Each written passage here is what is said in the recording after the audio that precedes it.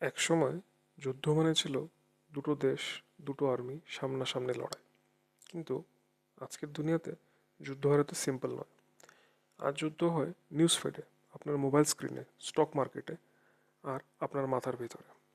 এই নতুন ধরনের যুদ্ধকে বলা হয় হাইব্রিড ওয়ারফেয়ার। হাইব্রিড ওয়ারফেয়ার মানে হলো যখন কোনো দেশ একসাথে fake news, cyber attack, economic pressure, political manipulation and military power use করে, কিন্তু অফিসিয়ালি বলে আমরা যুদ্ধ করছি না। এটার একটা ক্লাসিক এক্সাম্পল হলো রাশিয়া যখন ক্রিমিয়াকে অ্যানেক্স করে। 2014 সালে রাশিয়া যখন ইউক্রেনের ক্রিমিয়া নিয়ে নিল, তখন কোনো ফুল স্কেল যুদ্ধ হলো না। হঠাৎ দেখা গেল আর্মড সোলজার্স, কিন্তু তাদের ইউনিফর্মে কোনো ফ্ল্যাগ নেই, কোনো ব্যাজ নেই। মিডিয়া তাদের নাম দিল লিটল গ্রিন ম্যান।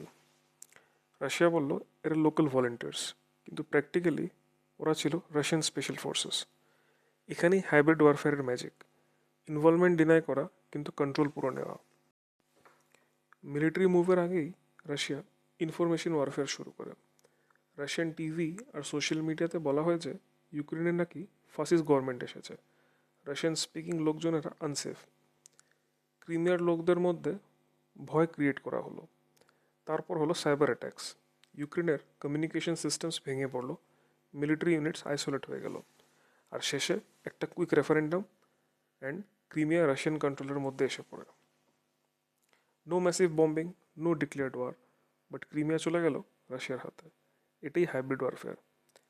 আজকের দুনিয়াতে হাইব্রিড ওয়ারফেয়ার সবচেয়ে ভয়ঙ্কর যুদ্ধ কেন? কারণ এখানে শত্রু আপনার বর্ডার ক্রস করবে না। সে আপনার ফোনে ঢুকে পড়ে, আপনার বিশ্বাসকে নাড়া দিয়ে, আর আপনার কনফিউশন দিয়ে আপনার দেশকে দুর্বল করে। আজকের সবচেয়ে ভয়ঙ্কর যুদ্ধ হচ্ছে যেটা ডিক্লেয়ার করা হয় না, আর যেটা শুরু হয় মিসাইল দিয়ে না, কিন্তু ন্যারেটিভ দিয়ে। হাইব্রিড ওয়ারফেয়ার শেখায় একটাই কথা, যে যদি আপনি ন্যারেটিভ কন্ট্রোল না করেন, তাহলে শত্রু আপনার ভবিষ্যৎ কন্ট্রোল করবে। Thank you.